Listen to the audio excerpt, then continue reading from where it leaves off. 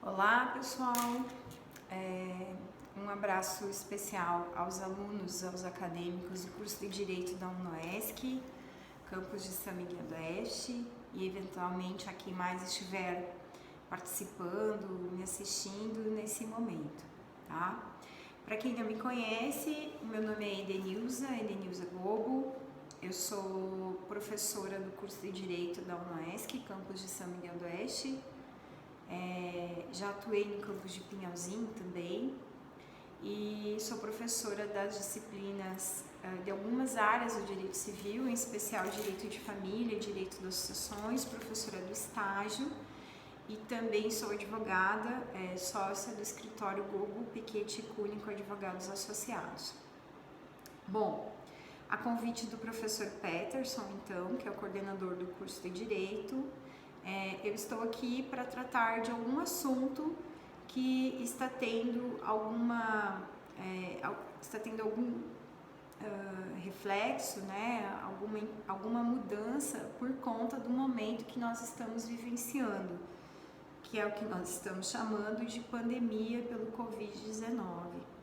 Então é por isso que, ao ser convidada, me pareceu que um dos temas que estão sofrendo já modificações e que com certeza ainda perdurarão por um período os reflexos da pandemia em relação às obrigações alimentares. Pois bem, primeiro, de que obrigações alimentares nós estamos falando? Nós vamos falar daquelas obrigações alimentares que decorrem do direito de família, das relações de parentesco, principalmente aquelas dos pais devidos pelos filhos, né? Por ser matéria de ordem pública, né, que o Estado tem interesse em intervir por conta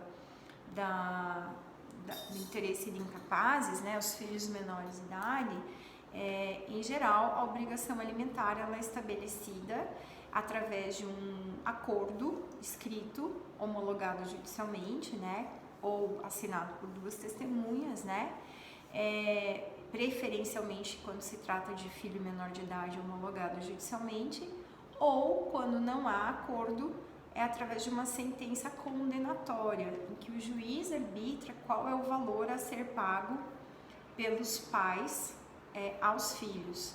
E aqui, quem pode ser o devedor de alimentos? Tanto o pai, quanto a mãe, quanto ambos, porque eventualmente os filhos, os menores de idade, podem estar sob a guarda de terceiras pessoas, os avós, por exemplo, e aí a obrigação alimentar ser de ambos os genitores.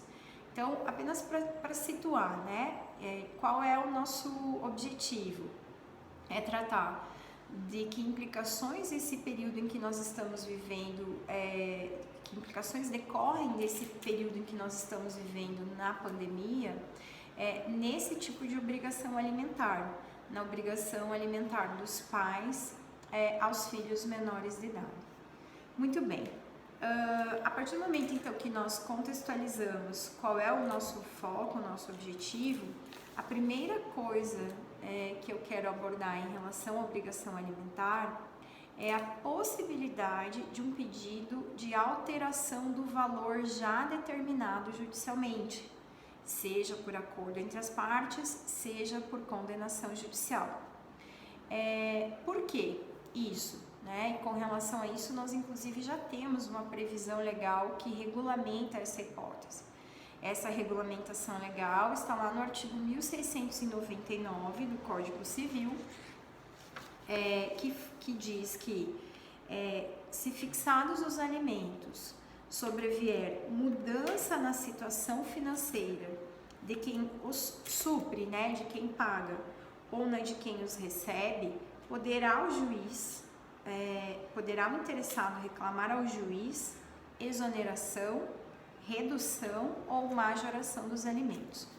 Então, o que nós estamos percebendo, né? Principalmente pelo que a mídia tem passado, pelo fato das medidas de isolamento social, por exemplo, muitos profissionais autônomos ficaram aí um período sem trabalho, sem trabalhar, muitos empresários tiveram que fechar suas portas, os seus comércios, e com certeza não aferiram lucro durante esse período.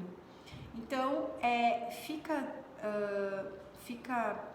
denotada a diminuição da capacidade econômica do genitor ou da genitora em pagar alimentos por um determinado período. Então, num primeiro momento, o primeiro impacto que nós podemos vir a ter, que já está acontecendo, é o pedido de redução da obrigação alimentar já pré-determinada, já estabelecida, desde que comprovado efetivamente essa perda, essa redução da capacidade financeira de quem paga os alimentos. De que maneira isso pode ocorrer, né? Primeiro, amigavelmente. Então, quando o genitor, o devedor de alimentos, conversa com o outro genitor, a quem ele efetua o pagamento, né, em benefício do filho, justificando suas razões, e eles podem acordar, ajustar uma redução que pode ser temporária, né? A recomendação de todos os professores, os profissionais, advogados da área do direito, instituições ligadas ao direito de família, e aqui eu cito especialmente o Instituto Brasileiro de Direito de Família, o IBDFAM, é que o primeiro passo seja sempre o diálogo, a conversa. Que se faça isso amigavelmente, sem necessariamente ter que recorrer ao juiz, tá?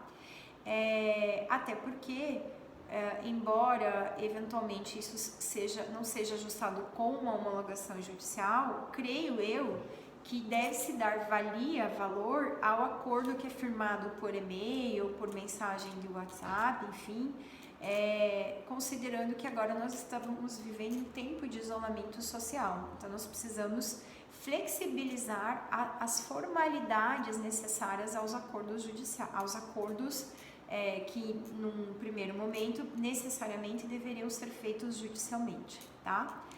E me parece que, embora não vá ter a participação do Ministério Público nesse acordo, como ele é temporário, se ele não causar um prejuízo grave ao menor de idade, os pais têm sim esse poder, essa disponibilidade de fazê-lo dessa maneira. Pelo menos é um entendimento meu. Até porque existe aí o princípio da autonomia da vontade que precisa ser respeitado, né? Mas nós sabemos que nem todos os pais têm diálogo, né, para negociar isso. Então, o que pode vir a acontecer, e já está acontecendo, é o ajuizamento de ações com pedido de revisão de alimentos, com pedido de minoração do valor alimentar. Nesse caso, a gente já tem algumas decisões liminares, inclusive, né? Eu cito aqui uma situação do Tribunal da Justiça do Rio de Janeiro, em que reduziu o valor de alimentos, porém temporariamente, né? Nos meses de março, abril, maio e junho, né? Essa decisão provisória reduziu, porque a genitora, que era quem pagava os alimentos, conseguiu demonstrar a redução da sua capacidade financeira por ser uma profissional autônoma, e por isso, então, é que ela conseguiu essa redução temporária. Isso quer dizer que, como regra, nós estamos acreditando que as pessoas voltem a recuperar a sua capacidade financeira e voltem a ter condições de continuar pagando o que já pagavam, né? Mas é claro que a longo prazo talvez nós vamos ter demissões, redução de jornada de trabalho, redução de salário, e que vão inevitavelmente impactar também nas obrigações alimentares. A observação ou a ressalva que eu faço aqui é cuidado para que simplesmente não deixem de pagar por conta da pandemia. A pandemia não exonera a obrigação alimentar, né? Você precisa sempre ter prova documental de tudo isso. Então, a tentativa de acordo, a tentativa de negociação, ou, se for o caso, o ajuizamento de uma demanda judicial nesse sentido. Bom, esse era o primeiro assunto que eu queria tratar sobre a questão das obrigações alimentares. O segundo tema, o segundo assunto, diz respeito quando os alimentos estão arbitrados judicialmente, né, ou por uma sentença condenatória ou por uma sentença homologatória, o devedor, o genitor devedor, não efetua o pagamento e por conta disso, então o credor ele dispõe de 2 procedimentos para exigir esse pagamento, que são o que nós chamamos de procedimento de cumprimento de sentença, que estão previstos lá no Código de Processo Civil. Lá no Código de Processo Civil existem 2 possibilidades. Existe o cumprimento de sentença de obrigação alimentar pelo artigo 523 do Código de Processo Civil, em que o devedor é intimado para pagar e se ele não paga, ele pode ter bens do seu patrimônio penhorado, né? E existe um outro rito, um outro procedimento, que é o do 528 do Código de Processo Civil, que é a possibilidade de exigir o pagamento sob pena de prisão civil. Nesse caso, o Código de Processo Civil limita até no máximo as 3 últimas, né, as 3 prestações anteriores. Pois bem, com relação a esse procedimento da prisão civil, o que acontece?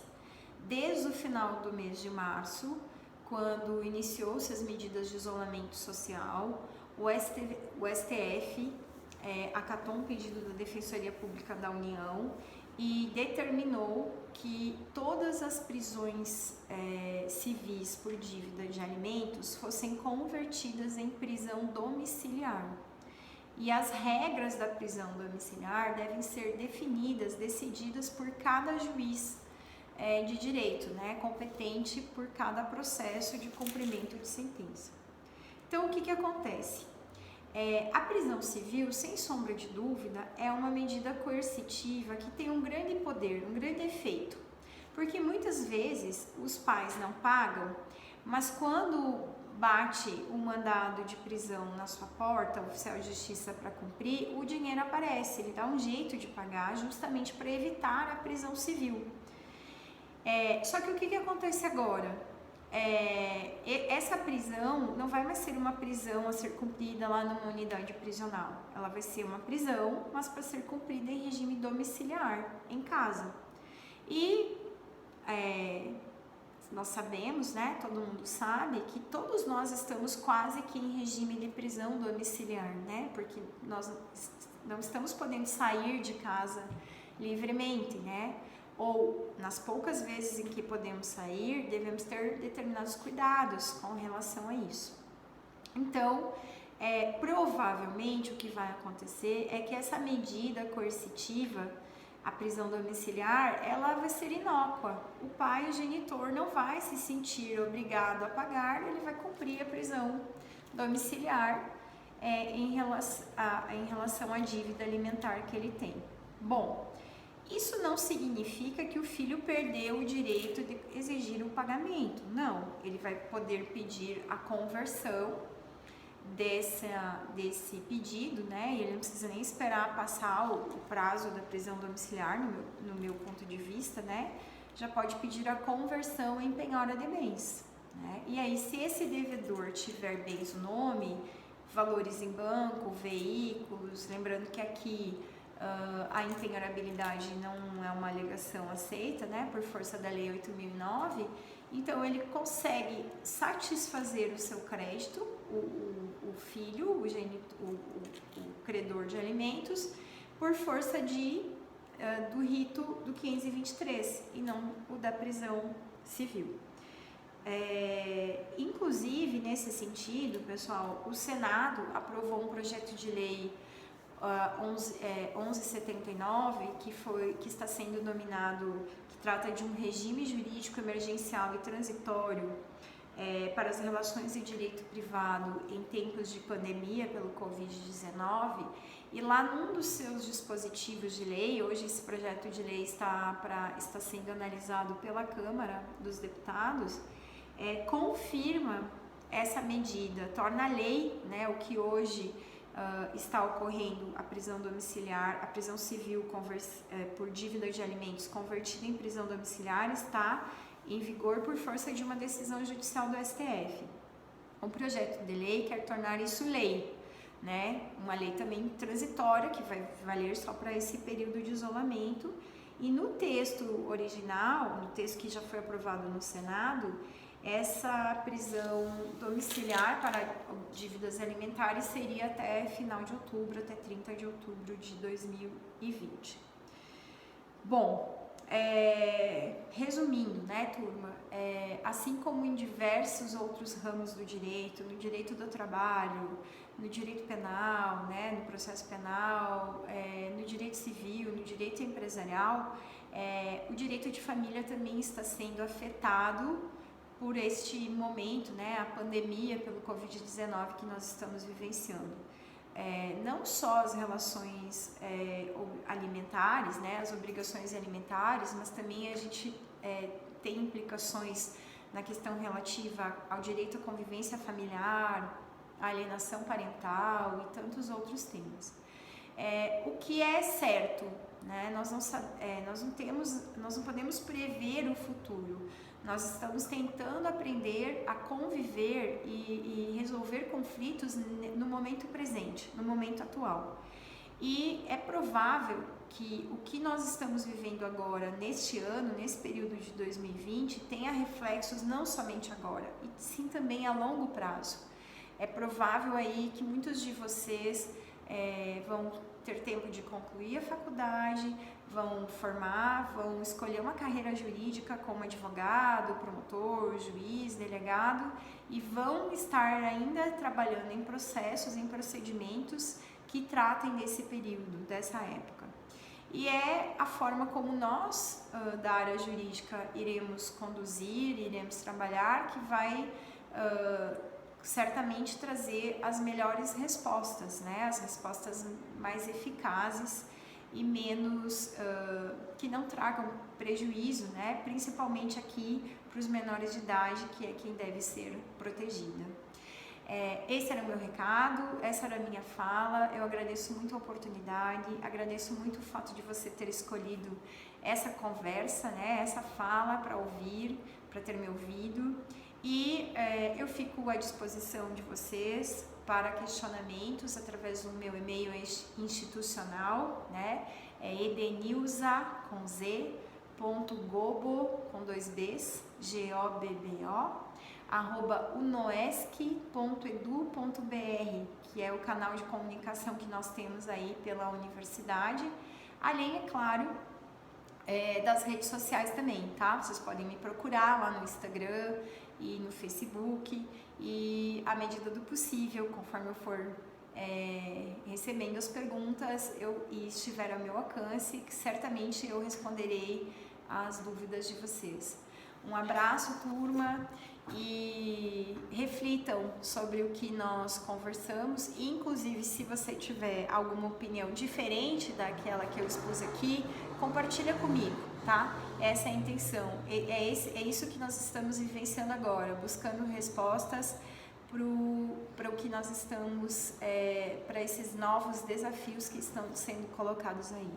Um abraço, turma!